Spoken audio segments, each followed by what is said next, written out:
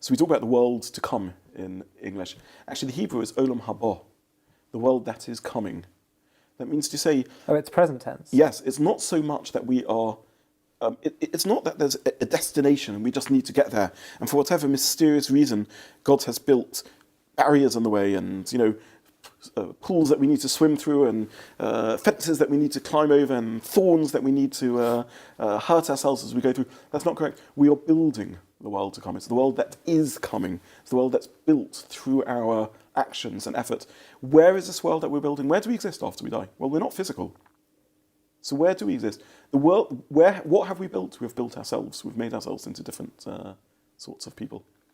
Okay, so I've heard in some religious circles people saying that the goal of life is, and the way they're trying to sell Judaism is that the goal of life is, or the purpose of life is to experience the most pleasure possible. And the best way to do that is through, they could say, living a God-oriented life, living a morality-oriented life. So do you think that framing is incorrect then, based on what you've just said? Yeah.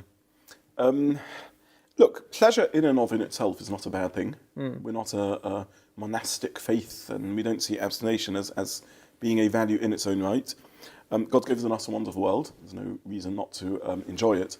But ultimately, if a person's religious experience remains merely that of pursuit of pleasure, then they are not fundamentally a different, more spiritual or more ethical person than anyone else. If one person's understanding of the world is that the peak of pleasure is a beef burger, and someone else, perhaps a little more sophisticated, thinks it's classical music, and the third person thinks that it's engaging in religious activity, ultimately, if their sole motive of all three is simply that of pursuit of pleasure, they aren't fundamentally any different. Now again, on a practical level, it may be that one will create a better society, and that's no bad thing. It may be, as I said, that as a process and a stage in progressing and in moving forward, having this sort of motivation is not a bad thing.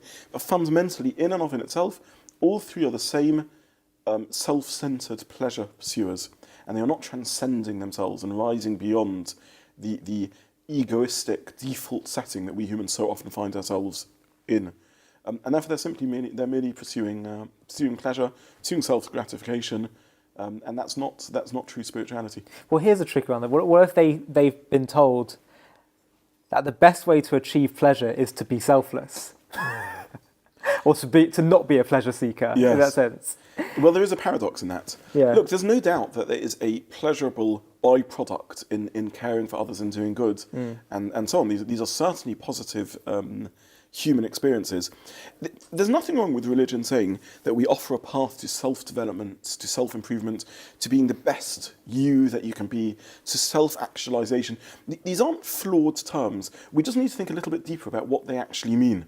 And if by that one simply means this is a way of maximizing pleasure, then that isn't self-actualization, that's not self-improvement, that's not self-fulfillment.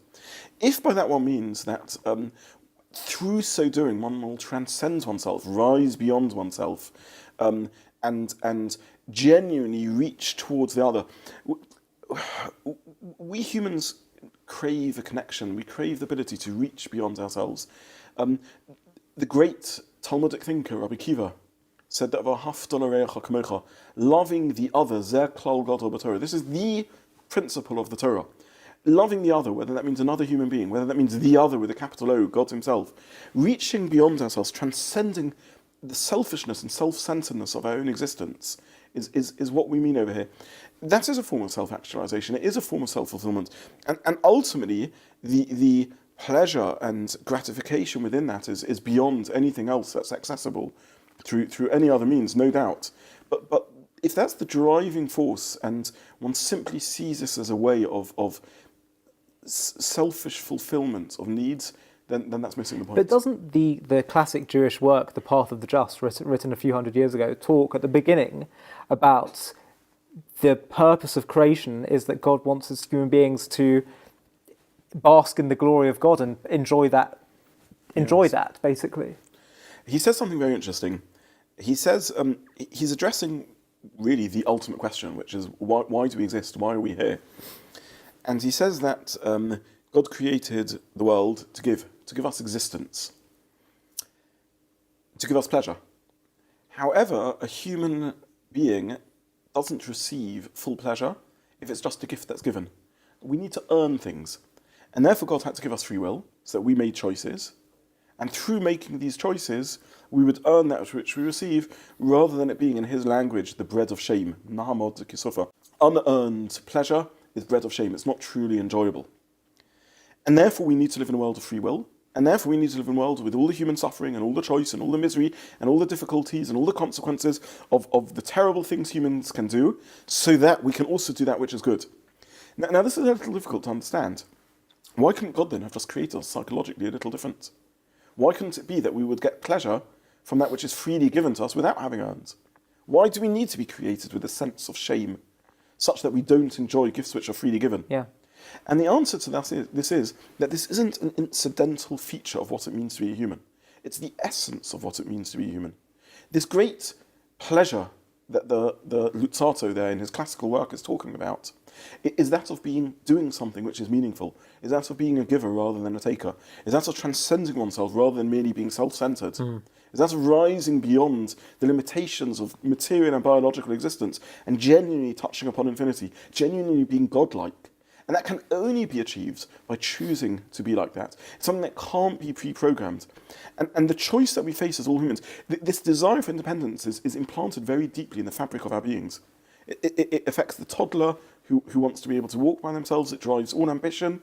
It drives the teenager who rebels against parental or educational control. It's the essence of what it means to be human, is that we need to feel we are choosing and we are making a difference. And this isn't a psychological quirk of being a human. It's the essence of the godliness within ourselves, that we can make a difference and need to be able to make a difference. But then we face a choice. How are we going to choose to be different? How are we going to choose to make a difference? How are we going to make the choices that we make? And these can either be through self-centeredness, it can either be by maximising pleasure, by maximising that which we take to ourselves. I'm only alive if I'm experiencing and living life to the fullest, and every moment of the day, conquering more, mastering more, being in control of more, being more famous, wealthier, enjoying more pleasures. Or I can make the realisation that this isn't true existence. This is an illusion of existence. True existence is actually those acts of kindness, those acts of care. True existence is actually making those decisions that we need to make. The Luzzatto uses this phraseology in which he says that true pleasure is being close to God. Now, close here doesn't mean in a geographical or physical sense. Consciousness, spiritual inner life that we have, our sense of self, is not physical, it doesn't exist within a geographical space, and nor does God himself. Closeness to God in Jewish thinking means being God-like, a conceptual form of closeness. We are like God. The Pasuk says that we should be like God, imitatio Deo, we should mimic God and be God-like. And when we are God-like, we bask in the glory of that, in the sense that we have actualized ourselves, not actualized ourselves by being more self-centered, but actualized ourselves by rising beyond our physical existence. By doing that which is true because it's true, by being true to the way life in the world really is. But he does use the word pleasure, the pleasure of basking in the divine. The word he uses is lihisanig in the Hebrew. We spoke before about mistranslations in Hebrew. And there's another Hebrew word for pleasure. There's a word for a pleasure which involves using that which one uses, which is the word hana'ah, to benefit, to take. And there's lihisanig, which is... The reason it's translated in English as basking in the glory is because it's a bit like the pleasure of enjoying that which is light. In experiencing it, in experiencing light and benefiting from it, we are in no way taking from the light source. We're not minimizing the light source, and actually we're enjoying the clarity. The reason we enjoy being in a well-lit up room is because we can see the world the way it is. We can know ourselves and our environment better. And this is what he means. This anig in Hashem means to bask in the light of God, i.e., to recognize the truth, to be alive, to be true. The Torah again and again tells us, I put in front of you two paths. You should choose to be alive. There's a path of death and there's a path of a life. The path of death is to be passive. The path of death is to be a taker. The path of death is to allow the environment to control one. For the environment to say, aren't I tempting? Aren't I beautiful? Don't you feel drawn towards me? Just follow me and I can offer you such temptation. I can offer you such pleasure. real life is for me to be the decision making, not for me to be a leaf blown around by forces beyond my control, blown around by the wind and the force of gravity, but for me to exercise control, for me to say, this is what the world has to offer, and I am going to think how to use it best. I am going to think what's the most meaningful and valuable use of it, how this can be used to make a difference. And that's what it means to be alive. And that's the privilege and dignity that the Torah is holding out in front of us. We can be alive. We can live. We can live forever because we can make a difference. We can touch upon true difference, true meaning. And that's infinite in our thinking and our understanding. Absolutely. To stay up to date with JTV content, click subscribe here if you're on YouTube and hit the alarm bell. And if you're on Facebook, hit the like button, and under following, click see first. If you enjoy watching JTV content and want to help us continue to grow, please consider making a donation to us by clicking here.